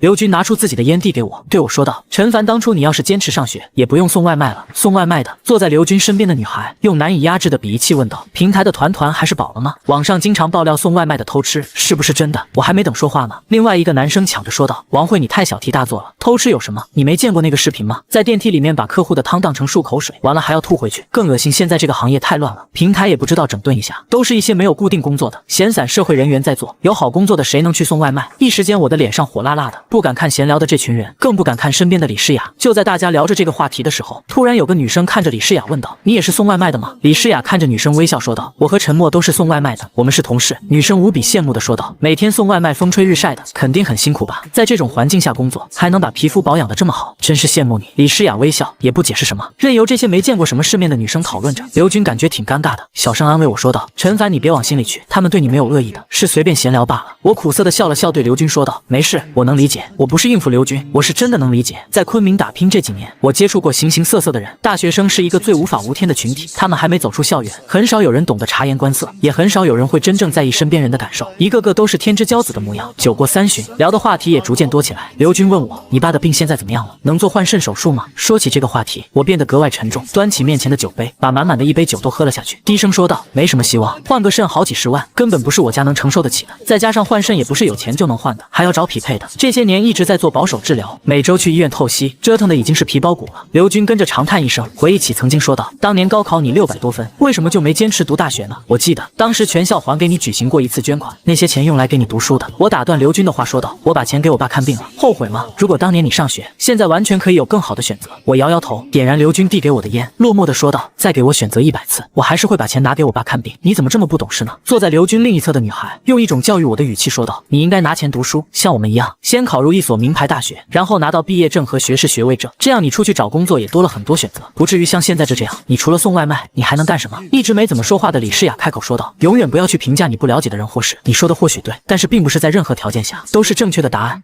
那个女生不以为然地翻了翻眼睛，刘军阻止她说道：“柳如烟，别说了，陈凡他父亲多年前就生病了，母亲在家照顾病重的父亲，现在全家都靠他一个人在支撑呢。”柳如烟不屑嘟囔了一句，目光短浅。我能说什么？我感觉自己握着酒杯的手都在颤抖了，突然感觉很柔软很暖的一双手搭在了我的手背上。我转过头，看到李诗雅正在看着我，眼神很温柔。柳如烟鄙夷地看了我们一眼，然后问：“刘军，上周我让你投的简历你都投了吗？我已经收到面试的通知了，你呢？有没有收到？”刘军故作神秘地打开手机，送到柳如烟面前，略带兴奋地说道：“你看通知面试的信息，今天中午发来的，明天一早就去，太棒了！”柳如烟特别高兴，抱着刘军就亲了一口，满怀期待地说道：“我相信咱们一定会被这家酒店录取的。”坐在对面的一个女生问道：“你们俩有什么事啊？这么高兴？”柳如烟特别自豪地说道：“我和刘军一起投的简历，现在最心仪的那家酒店通知我们明天去面试，恭喜恭喜！大家一起举杯庆祝一下，学历高就是好，可以选择自己喜欢的行业。刘军为了你拒绝了那么多好的企业，柳如烟你要加油啊！”吃过晚饭，下半场是 KTV 距离有2公里左右的样子。离开餐厅包间的时候，他的那些大学同学走在前面，我和李诗雅走在最后。我低声对李诗雅说道：“吃完饭了，你答应我的事做到了，不用管我了，你走吧。”“谢谢你信守诺言。”李诗雅轻声问道：“你要去参加他们的下半场吗？”我摇摇头，找个借口溜走吧，没什么共同话题。李诗雅嘟起小嘴对我说道：“你要去什么地方？我送你吧。”走到饭店门口，刘军已经拦下了3个出租车，第一个出租车已经坐了4个人，第二个上了2个人，另外一对情侣正在准备上车，最后剩下5个人，我和李诗雅、刘军和柳如烟，还有个不认识的男生。柳如烟对李诗雅说道：“咱们5个人挤一挤吧，和司机师傅说一下，很快就到了。”李诗雅微笑说道：“谢谢，我和陈默还有事，改天再聚吧。”刘军略带失望地说道：“这就走了，过去一起玩一会吧，难得出来聚一下。”柳如烟偷偷地掐了一下刘军，对刘军说道：“行了，你就别勉强人家了，这个时间正是点宵夜的时候，晚上能多送几单，别耽误人家时间了。”我对刘军说道：“下次吧，反正都在昆明，没事常联系常聚，我们先回去了。”“那好吧。”刘军依依不舍地道别说道：“我帮你们打个车吧，路上慢点。”“不用打车了，我没喝酒。”说着，李诗雅按了一下遥控器，停在我们身边的那辆白色路虎揽胜，车灯闪了闪，然后她很友善地和刘军挥手说道：“再见。”刘军和柳如烟的表情有点僵硬，我和李诗雅并肩走向路虎车，在开门的时候，听到身后的柳如烟用一种极度恨的语气说道：“你这个发小还真有意思，肯定是借个车来充面子吧。”后面再说什么我就不知道了，因为我已经坐在了李诗雅的车上，我靠在椅背上闭着眼睛，看不见自己的未来，却感受到眼泪划过脸颊。当生活的压力压得我喘不过气的时候，只能在黑暗中舔舐自己的心伤。我不想让李诗雅看到我的眼泪，按下车窗，任由风将它吹干，蒸发在空气中。车停在巴黎春天小区门外，我下车和李诗雅道别。临走的时候，李诗雅叫住了我，问道：“陈默，我还欠你什么吗？”我停住脚步，转过身看着她，摇摇头说道：“不欠了，那就好。”李诗雅嘴角扬起一丝轻松的笑容，平静地说了声再见，一觉睡到第2天日上3竿，还是被电话吵醒的。我都没看是谁打来的，职业习惯接听电话，先问了一声你好。电话那边传来李诗雅的声音，她问道：“你还在睡觉吗？要不要这么懒？”我迷迷糊糊地问道：“我懒和你有什么关系吗？帮个忙可以吗？”“什么事？你来我公司找我，见面我和你说，如果你想拒绝我也不勉强你。”我犹豫了几秒钟，对李诗雅说道：“等着，我半小时之后到，管好你的看门狗，别让他们咬到我。”李诗雅笑道：“好像你真的被咬过似的。”李诗雅的办公室内，她正坐在写字台里面操作电脑处理文件。我来到她写字台面前，双手撑在桌面，看着她问道：“有什么重要的事请我出山解决？”李诗雅把手里的鼠标放下，靠在椅背，双手交叉在胸前，看着我说道：“人事部那边今天要面试几个人，我想请你帮忙。今天你来当我们人事部的主管，看看这几个人能不能用。”我看着李诗雅问道：“你没开玩笑吧？让我去帮你当面试官？”“是的。”李诗雅无比淡定地说道：“我没开玩笑，面试的几个人已经到了，如果你愿意帮我，现在就可以去面试了。我的助理小茹会全程配合你。其实当面试官没多难，你只需要看一看这些来面试的人，感觉好的就可以留下来进入实习期，感觉不好的可以直接劝退了，全凭感觉。”我十分不理解地看着李诗雅，我实在想不明白，你为什么让我来帮你面试？你是不是有什么特别的目的？李诗雅嘴角扬起一丝令人费解的微笑，起身说道：“去吧，我让小茹带你去人事部的办公室，一会你就知道我为什么让你来面试了。”我怀着好奇的心理，跟着小茹去了面试办公室，在桌面上放着4份资料，小茹就介绍说道：“初试已经过了的只有这4个人，但是最后我们公司只能留下2个，你先看一下他们的资料，我出去安排一下，通知他们4个人依次进来面试，最后留下哪2个你来做决定，这是李总的意思。”我打开第1份面试人的简历，26岁，有2年的酒店管理经验，西南政法大学毕业。第2份面试简历是个女孩子的，工商管理学院的，学历没什么亮点，但是个人简介写的特别谦虚，很低调的一个女孩子。当我翻开第3份面试简历的时候，我震惊了，竟然是刘军。我突然意识到什么，赶紧打开第4份面试资料，果然上面印着柳如烟的照片。昨天晚上他们在饭桌上兴奋说接到了酒店的面试邀请，激动得不得了。原来他们说的竟然是凯蒂国际酒店，而李诗雅又让我来面试，她这是什么意思呢？我凝神思索了片刻，似乎能理解李诗雅的用心良苦。片刻之后，助理小茹回到办公室对我说道：“我都安排好了，可以让他们进来面试了吗？”我点点头，对小茹说道：“让他们4个同时进来吧。”同时进来，小茹有点吃惊，同时眼里闪过一丝不信任的感觉。似乎是在疑问你到底会不会面试。我坚持说道：“是的。”让他们4个人同时进来，都这么说了，小茹也就没再有什么疑问，推开门走了出去。再次进来的时候，4个面试的人全都被带了进来。当着4个人的面，小茹介绍说道：“这位是我们公司人事部的陈总监，今天哪2位留下，全都看陈总监的意思了。”介绍完，他回到办公桌，坐在我左侧，用手操作电脑做现场的记录。陈凡，刘军情不自禁地叫出了我的名字，惊讶地问道：“我没看错吧？”我微笑点头，眼神扫过他们几个人，发现柳如烟脸上带着难以压抑的兴奋，似乎是志在必得了。我装模作样地说道：“各位坐吧，你们的简历我都看过，能通过公司层层面试走到这里，说明你们都是这群人中的佼佼者了。即便是最后不能胜任这个位置，也足以证明你们的优秀。公司目前只有2个名额。”柳如烟骄傲地说道：“看来肯定是我和刘军了。”这句话引来了另外那男子不满的眼神。刘军急忙拉了拉柳如烟，低声说道：“别乱说。”然后又给那个男子道歉。倒是另外一个女孩没有任何反应，仿佛没听到柳如烟的话一样。我端起面前的水杯，喝了口水，继续说道：“最后一道面试题很简单，如果你们月薪5000，摆在你面前有3个房子，第一个房子是城中村单间，月租500；第2个房子是小区房与别人合租，月租1000；第3个是小区房自己租一套，月租2500，你们会如何选择？”柳如烟第一个开口说道：“我要住月租2500的小区房，要环境好，有独立的生活空间。”刘军你呢？刘军挠了挠头说道：“我住小区房与别人合租的。”我把目光投向第3个女孩，她的名字很好记，叫白佩佩。这是我第一次听她的声音，很细腻很温柔。她小心翼翼地说道：“我会选择与别人合租小区房，毕竟生活环境很重要，与自己合租的人应该是收入水平价值观都差不多的朋友，会很聊得来，还能扩大交际圈，与别人合租挺好的。”最后那个男子很坚定地说道：“我会选择城中村居住，毕竟月薪5000不多，把钱花在住宿上，不如花在与别人的交际上。”他们4个人都说完了自己的想法，我对身边的小茹说道：“今天的面试就到这里吧。”小茹看着我问道：“那最后留下哪2位呢？”“明天上午公布，各位回去等电话就好了。”小茹起身说道：“非常感谢4位，陈总监的意思是今天面试就到此为止，最后录用哪2位，明天上午会电话通知。各位的去留就看陈总监最后选择哪位。谢谢大家，我送你们出去，请跟我来。”说罢，小茹率先往外走，紧跟着小茹的是那个男子，然后是白佩佩。柳如烟见前2个人都出去了，她突然冲到我坐的桌前，一脸兴奋地说道：“陈凡，你不是送外卖的吗？你怎么会在这里？你面试真的是太好了，我和刘军是不是可以准备下周开始上班了？”我嘴角微微上扬，也不知道该怎么说。刘军拉着柳如烟说道：“如烟走了，那个陈凡晚上有时间吗？昨天你走得太早了，都没好好酗酒，你几点下班？我来找你，晚上继续喝呀。”我对刘军说道：“我下班了联系你。”临出门的时候，柳如烟挽着刘军的胳膊，无比自信地说道：“你朋友竟然是凯蒂酒店人事部的总监，你怎么不早点和我说呢？陈凡真是太有本事了，以后要常来往知道吗？”4个人都走出了面试办公室，我坐在椅子上沉思了片刻，起身走向李诗雅的办公室。我进门的时候，李诗雅正盯着电脑看，我甚至听到了自己的声音。看到我进来，李诗雅微笑说道：“不错呀，陈凡，最后的提问很有个性，能从一个简单的住房观看到很多内容。”我皱了皱眉头问道：“你都看到了？”李诗雅把自己的电脑屏幕转过来，对我说道：“我刚刚看的是现场直播，现在正在看第2遍。原来那个办公室有摄像头。”我有点无语了，这是对我的不信任吗？我正要开口说话呢，李诗雅就率先解释说道：“别误会，我们面试的办公室一直都有摄像头，有时候出事和复试的人很多，没办法当时做决定，人事部的人要反复看几次面试录像，最后才能下定夺。”我答应了一声。李诗雅微笑问道：“你觉得最后应该留下哪2个呢？”“白佩佩和刘军。”李诗雅问到：“理由呢？你不留下柳如烟，就不怕你发小刘军和你闹掰了吗？”我习惯性的掏出烟叼在嘴里，在点燃的时候意识到这样做可能不对，毕竟在人家的办公室，又把打火机收了起来。李诗雅开口说道：“没关系，我不介意身边的人抽烟，谢谢。”我点燃烟对李诗雅说道：“我能明白你今天让我来的目的，谢谢你的用心良苦，你对我好，我也不可能对你不负责。柳如烟这个人自视甚高，而且没有什么好的教养，不适合好好培养。白佩佩是个不错的人，无论是简历上还是言语上，表现的都很谦逊，而且这人形象很好，亲和力很高。刘军虽然没什么工作经验，但是他的人生观价值观是很正的。抛开个人关系，我也建议你留下。至于刚刚你问的不留下柳如烟，会不会惹得刘军不开心？我只能说，我不会拿你对我的好去做不利于你公司发展的事，这也是我刚刚没有宣布去留的原因。最后决定用谁，还是你来决定吧。李诗雅靠在椅背上看着我说道：“我今天早上看到简历之后，有点吃惊，竟然有这样巧合的事，所以我打电话让你过来。通过刚刚的面试，你也看出来，从昨天送外卖的身份到今天人事部总监的身份，简单的变换了一下。有些人对你的态度就截然不同。这个社会很现实，而生活在这个社会里的人又很虚伪。我明白你的用心良苦，让我在朋友面前找回一点自尊与自信，但是你也让我陷入了一个僵局。刘军和柳如烟都认为我能决定他们的去留了，现在就很尴尬了。”李诗雅一副满不在乎的样子说道：“如果你觉得为难，那就留下刘军和柳如烟2个人呗，我无所谓的。凯蒂酒店上上下下我养着100多人，我不在乎多一个柳如烟，就看你怎么办。”我看了李诗雅一眼，真是不知道说什么好了，转身走向门口的方向，背对着她说道：“你自己玩吧，我要走了，你别坑害我，我不陪你玩了。等等。”李诗雅在背后叫住了我：“如果你认为作为最好的发小，刘军不能理解你为什么不录取柳如烟，因为这是和你闹掰了。我觉得你这个发小也没必要继续交往下去。柳如烟什么样，他肯定很清楚。另外，你觉得刘军和柳如烟这样虚伪的女孩在一起，她以后会幸福吗？当然，感情的是我们外人没有评论的资本，但是关于关于人品显而易见的东西，你不应该替你的发小说上一两句吗？我站在原地听完李诗雅说的这些，不想多说什么，拉开办公室的门往外走，背后传来李诗雅的声音：既然做了这件事，就出个结果来。我不希望你答应帮我做的事半途而废，就像昨天我那么不喜欢的饭局，仍旧陪你到最后。明天由你来公布面试结果，如果你不来，我就录用刘军和柳如烟，让你在朋友面前有面子。李诗雅的好心丢给了我一个烫手的山芋，我却不知道如何面对刘军和柳如烟。我可以忽略柳如烟的感受，但是我不想让刘军觉得为难。今晚的饭局或许很尴尬，即便是明知道很尴尬，我也不能逃避。下午4点半，刘军给我打电话，问我几点下班。我告诉刘军已经没事了，他听后特别高兴，问我在哪见面，今天好好喝点。我让刘军来巴黎春天小区外的一个很普通的小饭店，今晚我做东。刘军说他马上就过来，一会见。说完就把电话给挂了。今晚会发生什么我不知道，10多年的友情是就此崩盘，还是变得更加坚固，我无从得知。毕竟这些年我们都在改变，交集的圈子也逐渐越来越远，有些话我不知道要怎么开口，一切只能祈祷。5点半，刘军和柳如烟2个人出现在饭店，我突然感觉很紧张，我想保留住这份友谊，但是又不想违背李诗雅对我的好，陷入了一种两难的地步。几个菜上齐后，他们俩和我聊的话题始终没离开凯蒂国际酒店，问我里面的环境怎么样，薪酬怎么样，以及整个公司的架构是什么样的。很多问题我也不知道，也没办法回答，只能尴尬的笑着转移话题。刘军和柳如烟都看出来我在回避，吃饭的气氛始终处于一种半尴尬的状态，彼此都很压抑。最先受不了的还是柳如烟，她拿着筷子用一种奇怪的声调说道：刘军啊，陈凡好像太愿意你去凯蒂工作，别这么想。我开口说道：你们能不能来凯蒂工作，根本不是我能决定的。柳如烟强调说道：今天就是你给我们面试的，据说那个小茹是凯蒂总经理的助理，他都说你能决定我们的去留，怎么还不是你能决定的？我算是跳进黄河也洗不清了。刘军看着我，很诚恳地说道：陈凡，这份工作对我和如烟都很重要，虽然昆明的5星级酒店有好几家，但是经过我们的对比，发现凯蒂是最适合我们发展的地方。为什么呢？我很不理解地看着刘军，你也说了，昆明那么多家5星级酒店，为什么你一定要来凯蒂？刘军故作神秘地说道：你在凯蒂工作，你一定听说了吧？凯蒂集团老总李德忠在夏威夷发生空难，抢救无效后就这么走了。据说现在管理凯蒂酒店的是李德忠的私生女，他在大刀阔斧地做人员变更，想要建立自己的团队，树立自己的威信。在这种时候，他需要更多新鲜的血液注入。我们之所以选择凯蒂，就是看中了这一点。乱世出英雄，我想和如烟去闯一闯，与其去一个风平浪静的公司工作，不如进入一个利益纷争的环境里，去体现自己的价值。我能理解刘军的想法，这的确是一个表现自己能力的机会，但是我真的不想昧着良心把柳如烟招进去。很委婉的劝告诉说道：其实安逸的工作环境也挺好，没有那么多的勾心斗角。陈凡，刘军看着我认真的说道：如果可以，一定要把我和如烟留下，拜托了。在席间，我没有给刘军一个明确的答复，只是让刘军和柳如烟回去等电话。回忆起那天在城郊废弃仓库的一幕，李诗雅对李家豪说了一句：我答应好好照顾你的。如果我猜的没错，刘军口中的私生女很有可能就是李诗雅。回到家，我走到阳台拨通了李诗雅的电话。李诗雅在电话那边问道：这么晚了有什么事吗？还是关于招聘的事？今晚刘军和柳如烟请我吃了顿饭，说了什么你应该也能猜到。我觉得这个玩笑就到此为止吧，再开下去就有点过分了。面试录像给你看了，我相信你心里更清楚应该留下谁。刘军和白佩佩是最合适的，至少我是这么认为的，还得麻烦你把这个误会解除。李诗雅用一种很不满的语气问道：沉默，我问你，我答应你的事做得怎样？你让我陪你吃饭，我放下那么重要的会不开就去了。我那么不喜欢饭局，我也陪你做到最后。被人当成送外卖的各种比，我也忍着了，因为我答应你的事，我就一定做好。现在是你答应我帮我做一件事，你就打算半途而废了吗？别闹了好吗？我祈求李诗雅说道。我知道你是想帮我出口气而已，你的好意我的真心领了。现在这件事已经发生了实质性的转变，这即将伤害到我的友情。李诗雅态度强势地说道：你可以选择不伤害，把刘军和柳如烟同时招聘进来，我给你这个权利了，你能不能别这么固执？公司是你的，你在拿自己开玩笑吗？没有啊。电话那边的李诗雅不知道是生气了，还是故意在气我，开口说道：我这是在报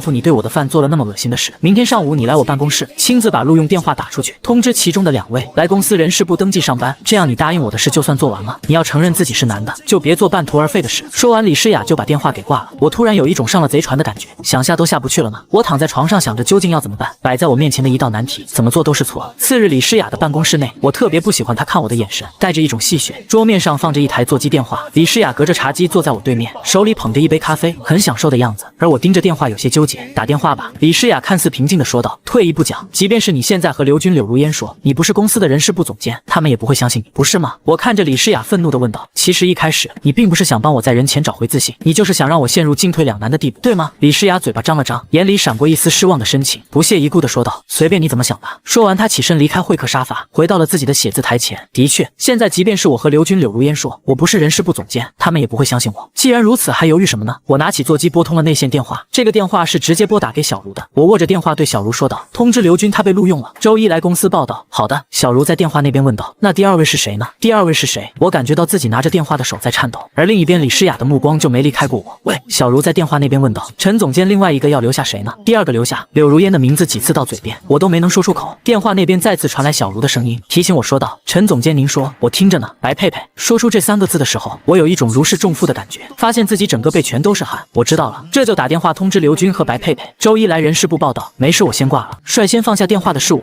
我靠在沙发上仰头看着天花板，听到李诗雅的脚步声由远及近，她再次坐在了我面前的沙发上，对我说道：“陈凡，谢谢你，其实这是我对你的一个考验。”呵呵，我干笑了2声，考验我什么？别找出那些不切实际的理由来安慰我，我不是3岁小孩子，你做这些不过是想报复我对你的调戏。如果可以，我真希望回到几天前，我不去撒谎说我吃了你的饭，事实上我没有这么做。李诗雅满不在乎地说道：“这不重要，世界上也没有那么多假设。其实我挺庆幸你撒了这个谎，让我们有了更多的接触机会。不管怎么样吧，我先给你道歉，不应该给你出一个这么难的考题。”李诗雅的话还没说完，我的手机响了，和我想的一样，电话是刘军打过来的。接起电话，就听到刘军在那边问道：“陈凡，你能告诉我这是为什么吗？”对面坐着李诗雅，我没办法解释那么多，只能对刘军说道：“我晚点打给你。”好，我等着。接了这个电话，我的心情变得更沉重了。李诗雅对我说道：“我先给你道歉，然后给你解释我为什么要这么做。至于你是否愿意原谅我，我都会感谢你今天为我所做的一切。”我陈凡地看着李诗雅，她脸上带着淡淡的愧疚，也有一些无奈，轻声说道：“我给你出了个这么大的难题，你还是在关键时候为我着想。公司最近出现了一些问题，正在做各个部门的人员调整，我希望身边有一些愿意真心为我着想的朋友，组建自己的团队。其实昨天让你来帮着面试，我只是单纯的想让你在朋友面前找回点面子，即便是你录用了刘军和柳如烟2个人也没什么，对于公司来说，只是增加了一个实习人员而已，大不了1个月后请辞就是了。”说到这里，诗雅停顿了一下，她小心翼翼地看了看我的表情，这才继续说道：“昨天你面试的时候，我是在全程观看，我很意外你没有当场宣布留下柳如烟。回到我的办公室，你和我说柳如烟这个人并不适合，其实我也认为她并不适合在我的公司，原因咱们就不说了。看到你和我说这些，我突然就萌生了一个想法，这个招聘一定要让你来完成，看你最后的选择是什么样的。结果你没让我失望，最后还是坚持了正确的选择。这个选择对于你来说很艰难，或许因此你会和发小决裂。我想知道最后为什么要坚持？这么做是为了我吗？”我嘴角扬起不屑的微笑，你别多想了，我这人做事有自己的原则，我只不过是不想对不起自己的良心而已。很好，李诗雅高兴地说道：“我就需要你这样的，咱们好好聊聊吧。”聊什么呀？我掏出烟叼在嘴里。李诗雅情不自禁地皱了皱眉头，我大声说道：“你别皱眉，我现在不是你的员工，我想抽烟就抽烟，你管不着我。就算我是你的员工，你也别限制我抽烟的自由。”没关系啊，李诗雅很平静地说道：“昨天你也在我的办公室抽烟了，似乎抽烟更能活跃你的思维。公司目前全部岗位都在进行大换血，你想进入哪个部门？你对哪个部门比较感兴趣？你以前从事过什么行业？有什么从业经验？送外卖还会偷吃的那种？”李诗雅狠狠地瞪了我一眼，对我说道：“我是认真的，你别开玩笑了好不好？送外卖还在 KTV 里面当过服务生，工地搬过砖头。”我越说越没自信，反正所有底层工作我都做过，如果你真想给我提供一个工作的机会，说吧。李诗雅鼓励我说道：“想做什么你说就行了，薪水我一定给你满意的，不会低于你送外卖的薪水。你别小看我，送外卖1个月收入也有6、7千块钱呢，我给你8000，那我当个保安吧。”当时李诗雅的表情没法形容了，瞪眼看了半天问道：“你是认真的吗？”当然，我追问道：“当保安是不是可以免费提供吃住？有没有全勤奖什么的？排班是怎么安排的？工作几个小时休息几个小时？有休息的时候可以自己多看看书了。当个保安挺好的，周一来上班吧，我让小茹亲自安排你保安的工作，公司包吃包住，但是住的房间是集体宿舍，仅仅有个床位而已，平时休息一下还是可以的。保安部那边具体是怎么排班的，我不是很清楚，这些都是下面的人在负责。”说到这，李诗雅抬起手腕看了看时间，对我说道：“中午一起吃个饭吧。”我先问一下，是我请你还是你请我？这句话惹来了李诗雅一个大大的白眼。中午在酒店吃过午饭，临走的时候，李诗雅已经让小茹给我送过来一套保安服，告诉我周一穿着这套服装来找小茹就可以，她会安排我的职务。我还问李诗雅，当个保安真的给8000的薪水吗？李诗雅倒是很淡定的说是。回到家，我在卧室里面换上保安服，对着镜子怎么看都觉得格外精神。就在我自我陶醉的时候，刘军的电话又打了过来，我跟他解释了李诗雅的背景后，他也都明白了。周一早上8点，我穿着保安服找到小茹，他打量了我一番后还夸我帅，但我却表示很 low， 要是我负责服装的话，肯定让所有执勤保安穿部队作战服，那才叫帅。不料他却笑道，让我上任后就可以去换保安部的服装。接着他带我来到2楼安防部，他直接敲开副部长办公室的门，里面的人头都没抬就呵斥我们出去敲门重进。小茹淡淡的一句：“曹部长，没打扰你玩游戏吧？”瞬间让他慌张的收起手机起身。小茹给我跟曹部长都介绍了一下，让他务必配合我这个新部长的工作。认识一番后，小茹带我来到另外一间办公室，这个办公室宽敞又整洁，我做梦都没想到，前几天还是个外卖员的我，今天就有了自己的专属办公室。小茹递来钥匙，安防部交给你了，工作有困难直接联系我，一会儿让曹部长送份资料过来。这工作琐事多，你要加油，我一定不辜负你和李诗雅的信任，祝你工作愉快。不料我屁股都还没坐热，敲门声就响起，门口保安语气嚣张：“部长，外面客人闹事，麻烦您过来处理一下。客人闹事不该找大堂经理吗？迪凯国际酒店的客人闹事，要我们安防部负责。”保安叼烟不耐烦道：“他们开车堵了停车场大门，曹部长在那儿等着，让我来问你要解决方案。”我赶过去后才知道，原来是一辆宝马横在了出口，车主骂骂咧咧表示他的车被划了，重点是还没有监控，而且偏偏是他的车位那里监控坏了。曹部长指着我，这是我们新上任的部长，你别急，相信他会给合理解释。车主暴怒，你负责是吗？给我个说法，到底怎么赔偿？好家伙，上任1小时不到就给我下马威。我正手足无措时，一个美女出现，表示是划痕是她弄的，她误把宝马车当成前夫的。上任首个危机就这样化解了，搞得曹部长只能干瞪眼。不料我刚回到办公室不久，公司大李总李明权带着曹部长以及总监走来。李明权看了我一眼后，淡淡的一句撤了，安排曹有为担任安防部部长。我都懵了，我这刚上任呢。幸好这时小茹和李诗雅也走了进来。小茹微笑道：“总经理亲自安排的人，你说撤就撤，这样好吗？”西装男子略显意外：“诗雅，这个人是你安排的？”李诗雅平静地说：“最近酒店安防投诉多，撤了原部长也没解决问题，所以我亲自安排人来负责。”哥，有问题吗？李明权立刻尬笑：“当然没问题，不过更换部门负责人该通过董事会决定吧。”李诗雅不卑不亢：“安排人实习也要过董事会，没必要麻烦。正式任命时再开会议也不迟。我觉得不听话的副部长可有可无，要不要撤了？哥，你觉得呢？”曹有为顿时一惊，看向李明权。小茹用眼神鼓励我别说话。男子连忙道：“暂时先不撤了，新来的部长还不熟悉业务，需要老曹帮衬，就让老曹扶持他一下吧。”李诗雅对他说：“那就听你的，再给曹有为一次机会。”说完，李诗雅带着小茹离开。李明权出门时用冰冷的眼神深深看了我一眼，后来我才知道他是李诗雅同父异母的哥哥李明权。李德忠去世后，把公司交给私生女李诗雅，李明权表面辅佐，实则借李诗雅换人，引发股东不满，自己人气渐高，李诗雅的地位岌岌可危。晚上回到家，疲惫感袭来，我直接躺沙发上睡着了，还是林一飞把我叫醒，还顺便蹭了一顿他的饭。自从上次因为流浪狗解开误会后，我们的关系越来越熟。饭后二叔突然的来电把我吵醒，他叫我过去酒吧喝酒，正巧我也想放松一下，我顺口邀请林一飞一起，不料他竟同意了。二叔带我走进酒吧卡座，里面还有3男1女，都是30岁左右，女子身材姣好。陈少杰介绍，这几位你都叫哥，这位是华姐。我端起酒杯敬3位哥哥，华姐，还有我二叔，你二叔。尹一华疑惑，谁是你二叔？陈少杰啊，他让我叫你们哥，这便宜我可不能让你们白占，得多陪你们喝几杯。众人哄笑。尹一华对陈少杰说，你真损，你这侄子比你有意思，小兄弟，姐陪你喝一杯。闲聊中得知，这几人都是健身会所教练，陈少杰在那教散打，大家喝酒随意，不刻意劝酒，我很喜欢这种氛围。正聊得开心，李家豪突然出现，他拿起桌上一瓶啤酒一饮而尽，喘着气对陈少杰说，杰哥，300个俯卧撑我做完了。我愣住了。李家豪又拿起一瓶啤酒对我道，哥们，我给你道歉，不打不相识，这瓶我干了，你随意。说完仰头就喝。我看向二叔，他淡淡一笑，我的会员跟我学散打。对，李家豪又吹了一瓶，我没服过谁，就服杰哥，以前都是误会，你别往心里去，过去的事就过去了，都是爷们。我往林一飞身边挪了挪，端起酒杯，我敬你一杯。李家豪豪爽的喝完第3瓶。闲聊时我问他在迪凯哪个部门工作，他摇摇头，我不喜欢在迪凯，我姐也不让我去。为什么？迪凯不是你家的吗？你姐是董事长兼总经理啊。李家豪轻叹，不怕你看不起，我从小到大一事无成，高中没毕业就辍学混社会，还骂我妈。后来我妈去世，才告诉我们姐弟父亲是李德忠，他对我们挺好，给了不少钱。今年年初他意外去世，把迪凯股份分成3份，我姐，我还有同父异母的哥哥李明权各1份，却让我姐当董事长，他让我去帮忙。可我工作1周就发现公司里的人都不友善，我懒散惯了，还成了别人攻击我姐的理由，我干脆辞职了。他越说越激动，拎起啤酒瓶，你是不是觉得我特别没用？我和他碰了碰杯，别这么想，你受不了尔虞我诈，说明你性格单纯，交朋友我更愿意交你这样的，我没啥优点但重情义。李家豪拍着胸脯，咱不打不相识，以后你有事尽管开口，我要是含糊就是你孙子。干杯！喝完酒，我告诉他，我被你姐安排去迪凯安防部工作了，安防部当保安，我姐也太不够意思了，我今晚就跟她说，给你换个部门，是我自己选的，自己选的。酒店那么多部门，你为啥选保安？我点燃烟无奈道，干别的不会，先从底层做起，你姐对我够好了，直接让我当安防部部长，我已经很满足了。李家豪干笑2声，说实话，上班第1天是不是有人给你穿小鞋？没有的话，我再干3瓶。众人的目光都聚焦在我身上，我苦笑道，被副部长下套了，怎么回事？一向话少的陈少杰问道。我把今天的事说了一遍，最后补充，你别动不动就打人，这事不是暴力能解决的。我想好好工作当成挑战，这点事都处理不好，我自己都看不起自己。尹一华点头，陈凡，华姐支持你，要在一个环境生存，就得适应潜规则，暴力解决不了问题。一直沉默的陈少杰突然开口，打压他的威信，瓦解他的团队，从根本上解决问题。我重复着，脑海中思索具体做法，说起来容易，做起来未必简单。陈少杰右侧的余壮笑道，安防部几十人，不可能都跟他一条心，有人是迫于权力，你展现出强势和态度，自然有人会倒戈。作为领头人，个人魅力比权力压制更重要，不如给他们一个爆发的契机。我越想越觉得在理，这顿酒没白喝。这一夜我失眠了，我一直琢磨后续计划，直到凌晨2点才睡着。早上我第一时间给李诗雅发信息，我想带好迪凯安防部，接下来我做的事，希望你能支持我。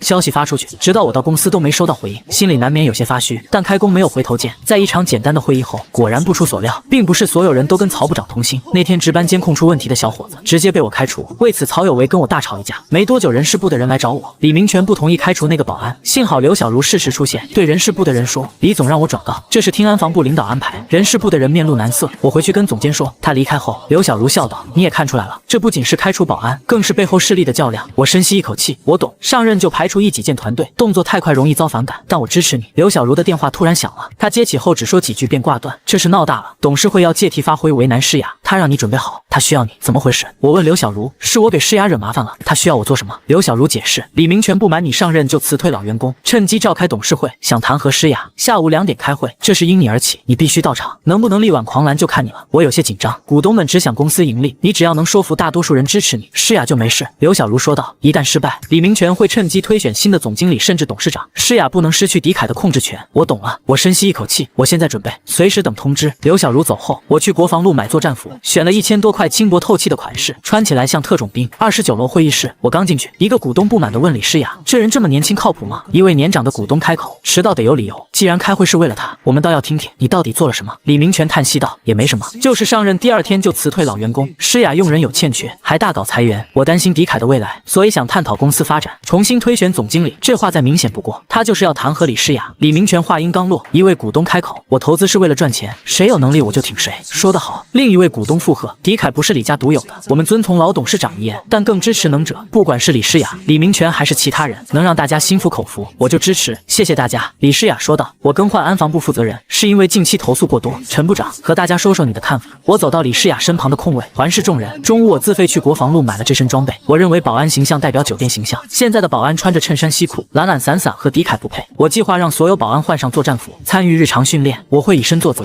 带领大家锻炼，树立好形象。至于开除老职员，事情是这样的，我简要说明昨天的情况，一个连监控都看不好的人，没必要留在安防部，我要打造精英团队，杜绝混吃等死的情况，希望各位给我支持，我有信心带好安防部，谢谢大家。话音刚落，一位老者率先鼓掌，李家豪紧随其后，其他人也跟着拍手。接着我对众人说，对不起，我先失陪一下，接着便离开会议室，回到办公室，我发现地上有6、7份自荐信，都是想当小组长的保安。我正看着自荐信，李诗雅走进来，脸色疲惫不堪，今天的董事会没事吧？李诗雅挤出一丝苦涩的微笑，打断我，董事会那边没事，大家认可了你的想法，支持你在安防部做事，不过只给你1个月实习期，能不能把握住就看你自己了。我轻声说，谢谢你给我机会，以后要是再给你送外卖，我保证不偷吃了。这话换来了李诗雅一个大大的白眼。李诗雅在办公室待了10几分钟，闲聊几句后便离开了。我整理好自荐信锁上门，心里满是热血，却也清楚未来的路不好走。回到家，二叔打来电话问我今天情况，我如实告知后，他建议我马上架空曹有为，把3个组长培养成自己人，给他们足够权力，甚至能和曹有为抗衡。他解释，我初来乍到不熟悉情况，给组长实权能让他们更珍惜工作。陈少杰的话点醒了我，当晚我就制定了管理计划。第2天到公司，我便选定了3个组长，有一个组长叫何大壮，他是退伍兵，我对他挺满意。下午召开全体会议，我当着曹有为的面宣布了3个组长的任命，强调组员要无条件服从组长，组长犯错加倍惩罚。曹有为当场发难，陈部长，你到底有没有把我放在眼里？这么大的事为什么不和我商量？所有保安的目光都聚焦在我身上。我淡淡一笑，你是副部长，有事先和我商量才对。各位工作生活中遇到困难，可直接向组长反映，或者向曹部长反映，如果他们都解决不了，也可以由组长报给我解决。今天会议到此结束，散会。曹有为气得脸色发青。之后我去找刘小茹申请定做服装的费用，他告诉我需要走财务流程，批下来后，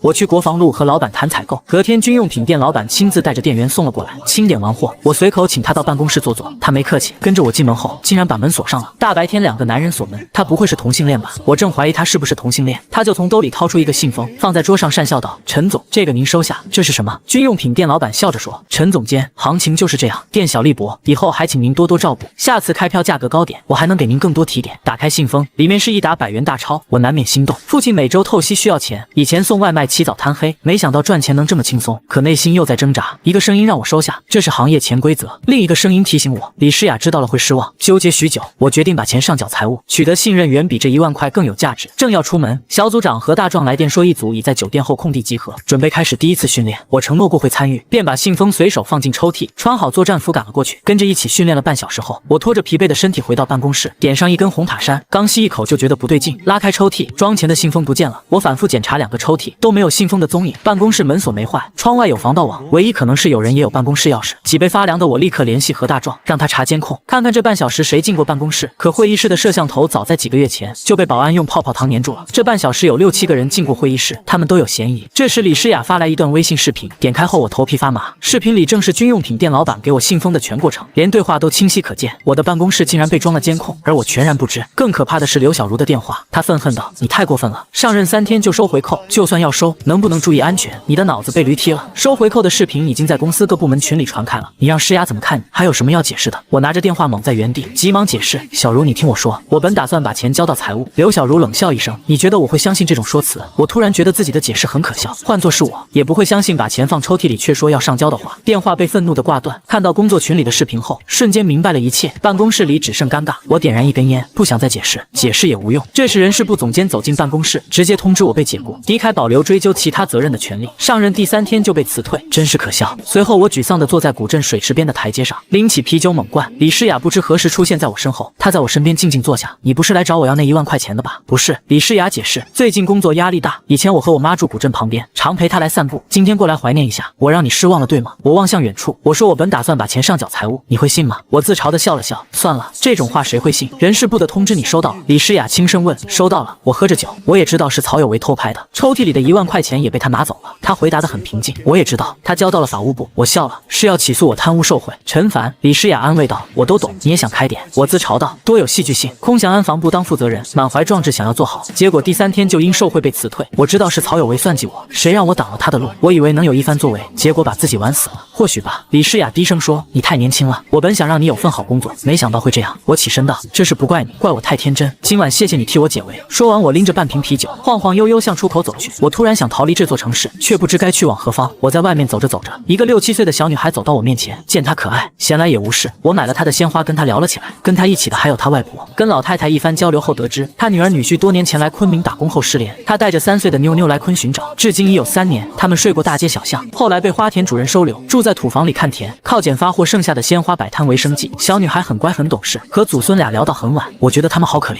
自己跟他们比，还有什么理由这么悲观？我留下了他们的联系方式，打算力所能及内帮帮他们。回家后，林一飞沮丧地坐在沙发上，原来他辞职了，他受不了职场领导的潜规则。我拿出妞妞的照片给他看，跟他说了他们的故事，他心有所触，要跟我一起帮助妞妞他们。随之李家豪来电，陈凡你在哪？马上来金悦健身会所，我和你二叔都在这，有什么事见面说，快来。他调侃道，就是我二哥陈少杰，变相占我便宜。电话在哄笑声中挂断，我换车赶到健身会所。休息区里，陈少杰闷头抽烟，上次酒吧的几人在闲聊，陈少杰碾灭烟头教训我，你被人坑怎么不和我说？我跟你说过多少次，有事就打电话。我不敢反驳，面子有些挂不住。尹一华打圆场，少杰少说几句，陈凡是不想给你添麻烦。陈少杰不再训斥，拨通电话说，你上来吧。很快一个男子走进来，李家豪骂道，你个玩意过来了，别生气。我也没想到会闹成这样。男子讪笑道歉，我抬头一看，竟是国防路军用品店的老板。他看到我，急忙道，陈总实在不好意思，1万块钱给你添了这么多麻烦，别道歉了，解决问题才关键。陈少杰冷冷道，把计划捋一捋。老板掏出 U 盘放在茶几上，微信聊天记录、视频都准备好了。李家豪提着笔记本上来，我好奇 U 盘里的内容，打开后彻底震惊了，还能这么操作。U 盘里的第一个文件是段2分钟的视频，军用品店老板对着屏幕说，1天前有人加我微信，让我送1万块回扣给陈总监，不送就退货。我以为是陈总监用小号要回扣，就照做了。后来他被辞退，我才知道被人算计，那个微信已经把我拉黑了，还有聊天截图为证。画面切换到微信截图，最后一张显示已被对方拉黑。李家豪解释，这个微信头像是曹有为的，视频和截图就是要栽赃他。陈凡，你随时能回迪凯。曹有为这次洗不清了，还是二哥厉害。我看向二叔，知道这都是他的安排，却没了兴趣。算了，别坑曹有为了，我也不想回迪凯，那种尔虞我诈的环境，我性格不适合。工作在哪都能找，怕什么？你怂了？陈少杰质问。这个社会没人同情弱者，你姓陈就得在哪跌倒在哪爬起来。我们生存理念不同，别把你的想法强加给我。我苦闷道，我只想过小市民的日子，不需要多大成就。陈少杰气得抓起烟灰缸要打我，尹一华和其他私教赶紧拉住他。陈凡别说了，你二叔在气头上。尹一华拉着我，我带你去吃午饭，你还没吃吧？快走，一会儿拉不住二哥了。李家豪催促我，被尹一华拉到一家小馆子，午饭吃得很沉闷。道别时，尹一华问我是否真的不回迪凯，我干脆回答暂时不考虑。随后李家豪来电，他说所有证据都找好了，你怕什么？我不是怕，就是不喜欢那种环境。你愿意被人误会，愿意我姐一直怀疑你。他认真道，你收了1万块是事实，说要上交财务，谁会信？我姐没争辩，只是觉得1万块无所谓。她心里怎么想的你根本不知道。我愣住了，我从未想过这层。我姐挺难的，迪凯股东多，她和我哥明争暗斗，身边需要信得过的人。李家豪继续道，你好好想想，我随时等你消息。曹有为必须除掉，他是我姐的威胁。我没接话，只说想缓几天，弄清楚自己想要什么生活。傍晚，我跟林一飞带着印有妞妞祖孙俩的传单，找到妞妞和外婆。我们商量后的意思是，帮卖花只能帮一时，主要还是帮他们寻亲才是重点。林一飞蹲下来给妞妞递传单，妞妞，今晚我们送花，告诉路人鲜花不要钱，只希望他们看看传单，拍照发朋友圈，再给你拍张照，明白了吗？妞妞重重动点头。经过一晚的努力后，效果显而易见，好心的路人们自发的转发了朋友圈，拍了妞妞祖孙俩的视频发到网上，还有很多好心人自发的要给妞妞捐款。由于老人没有智能机，林一飞代收了3000元，结束后取出给了外婆。我们憧憬妞妞和父母相遇的那一刻，但是等来却是惊天噩耗。一个本地生活的自媒体公众号发表了一篇文章，一口咬定是林一飞收买了妞妞和老人，趁机骗钱。由于是林一飞代收的钱，视频也拍到了他的脸，而我站在最边上，只拍到模糊身影，他一时成了众矢之的。不仅人肉搜索他，还曝光他的身份工作。为此我只能不断安慰林一飞。林一飞在我怀里哽咽着问道：陈凡，这个社会到底是怎么了？为什么不求回报的做点好事都这么难了？没事的，我安慰林一飞说道。我们去找妞妞和外婆，不知道他们现在怎么样。这件事总会真相大白的。不料我们刚出门就成了过街老鼠，不仅被人辱骂，有些直接上手。我为了保护林一飞，被打得满嘴是血。林一飞为此崩溃大哭。林一飞说他累了，我们回家好吗？我们最后没去找妞妞他们，于是我们2个人一起把手机关了，好像这样就能从这个世界中蒸发。我们试过各种办法，有发澄清文章，有打晚报投放广告的热线，但都没有用。我们绝望地坐在沙发上。这天几个扛着摄像机的自媒体记者到访，在一番采访询问后，我和林一飞期望他们可以帮我们澄清，没想到等来的是一个更大的噩梦。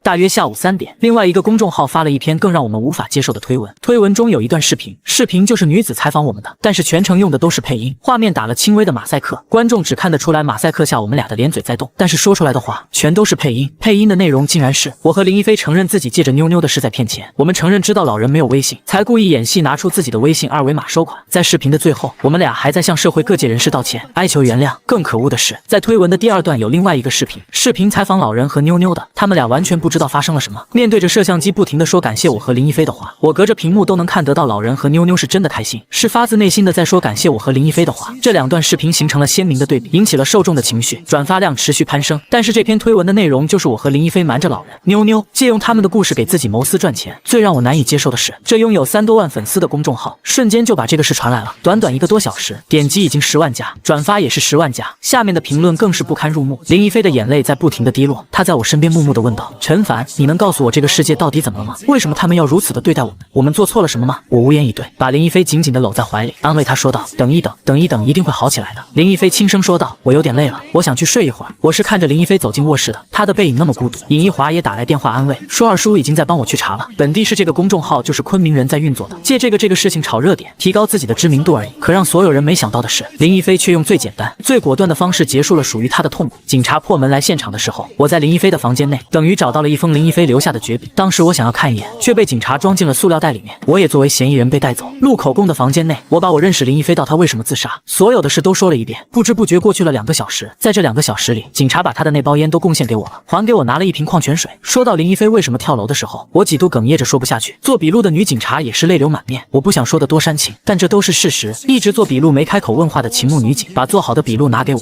哽咽着对我说道：看看吧，如果没什么问题，就在这下面签个字吧。我没有仔细看他记录了什么，在下面写下了自己的名字，然后我看着警察说道：是本地市这个公众号逼死了林一飞，这个公众号的运营者有不可推卸的责任，求你们还给他一个清白。女警点点头，然后把自己的手机拿出来递给我，对我说道：这封遗书的原件暂时还不能给你，我只能把它拍成照片拿给你看一看。我接过女警的手机，看到画面上有一封信，是林一飞在跳楼前留下的绝笔。看了后我才知道，林一飞的身世也这般可怜，父亲外遇抛弃了家，母亲想不开也离世了，16岁的他就成了无家可归的孩子。看完后我已经泣不成声，趴在桌面痛哭不止，手里的手机掉在地上竟然浑然不知。女警秦牧弯腰捡起手机，安慰我说道：你放心，我一定帮你找出来那2个公众号的运营者，还他一个公道。公道！我狂吼道：这个时候你和我说公道有什么意义吗？人都死了还说公道干什么？你们早都死哪去了？我意识到自己的失态之后便没有再说什么。我看着秦牧的双眼说道：我想去看看林一飞，他在哪？相信我，你一定不愿意看到他那个样子的，就让他把最美好的一面留在你心里吧。不如我一起去做另外一件事吧。你不是说今天有个自媒体的来到你们的住处采访你了吗？我可以帮你找出公众号的运营者，在他一通操作下，很快找出公众号是认证人的姓名，叫朱大龙，采访我和林一飞的人就是他。秦牧继续操作电脑，很快就查到了本地市这个公众号是所属一家广告公司的，而这家广告公司的法人叫田爱芬。我们继续在公安网络里面查田爱芬，这一次画面上出现的女人就是今天来采访我们的那个女人。如果不是当时我控制自己的情绪，我真的会一拳打烂她的屏幕。接着秦牧打了个电话，确定了他们的宝马 X5 车牌以及车的具体位置后，我把这边查到的信息跟二叔说了一下，便跟秦牧前往他们的位置。秦牧会帮忙是我没想到的，他说林一飞是一个善良的女孩，这样的女孩让人心疼。秦牧不想让他蒙冤而去。路上，秦牧对我说道：“你拉着点我，我有点担心我会做什么出格的事来。”这个回答让我充满了意外。半个小时后，我们在繁星酒吧找到了田爱芬的宝马 X。我和秦牧正在找车位停好车，死盯着宝马的时候，田爱芬和朱大龙出现了。我看到这两个人的第一反应就是对身边的秦牧说道：“快停车，人在那呢。”秦牧比我冷静，对我说道：“停在这里干什么？直接开去挡住他宝马车的前头，你还怕他跑了不成？”秦牧开着车直奔着宝马行驶过去，突然正对面出现了两道白光，晃得人睁不开眼睛的那种远光灯。紧接着听到的是引擎的轰鸣声，以及一脚急促的刹车时，下一秒听到有人传来一声尖叫，然后那个打着远光灯的车从我们身边一闪而过。整个过程不过10秒钟而已。当那辆车离去，我们的视线恢复正常的时候，却发现田爱芬和朱大龙都不见了。当时我和秦牧都愣住了，两个大活人就这么不见了。秦牧迅速挂上倒档，想要追赶刚刚从我们身边疾驰而过的车，却发现自己掉头之后连对方的尾灯都看不到。我们下车后便看到地面上躺着两个人，朱大龙倒在路边，人还有点意识，田爱芬是整个人都昏死了过去。这是一场很多人亲眼目睹的车祸，而肇事司机竟然开着车逃之夭夭。我没想到二叔竟然用这种方式替我出气，我顿时震惊了。但是我却觉得这并不能和林一飞的死话等号。就在这时，秦牧却要求查看我手机，他怀疑这一切是我安排的。我死死地护着自己的手机说道：“你又没权利查看我的私人物品，更何况手机是一个人的隐私。”就在我们争执不休的时候，一个熟悉的声音在耳边响起。我和秦牧同时转过头，李诗雅带着几个人出现在我们身边，特别礼貌地对秦牧说道：“我是迪凯国际酒店的总经理李诗雅，陈凡是我们迪凯的人，我想带他回公司，有点事需要处理一下。”秦牧有点傻了，倔强地仰起头对李诗雅强调说道：“他现在是嫌疑犯，必须跟我回派出所。”李诗雅嘴角微微上扬，身上自带很强的气场问道：“嫌疑犯可以随意被带出派出所？还有你是什么人呢？你的身份是？”秦牧马上意识到李诗雅在故意刁难他，他换了一副语气说道：“我是根据上级要求在带嫌疑犯执行任务，我的身份你可以去查，我是警察。警察有什么权利随意扣押公民？公民是有人身自由的。我建议你先和我们公司的法务律师沟通一下吧，你觉得有必要吗？”秦牧被李诗雅气得说不出话来，这也是我第一次看到李诗雅用这种态度和别人说话。之前听李佳豪说过，他姐姐是一个喜怒不形于色的人，城府深着呢。今天我算是见识到了，秦牧显得有点稚嫩了，除了徒有一份敢爱敢恨的性格之外，真的没什么城府。李诗雅看了看我，对我说道：“陈凡，先跟我回去吧，有什么问题让公司的律师和他们沟通。”秦牧在身后大声叫道：“陈凡，我知道我拦不住你，但是你能答应我吗？如果这2天有需要，你能在第一时间来派出所配合调查，我们不会耽误你太多时间的，让你留在招待所住，也是为了保护你。”的确，从去派出所到现在，秦牧一直对我都不错，包括用自己的方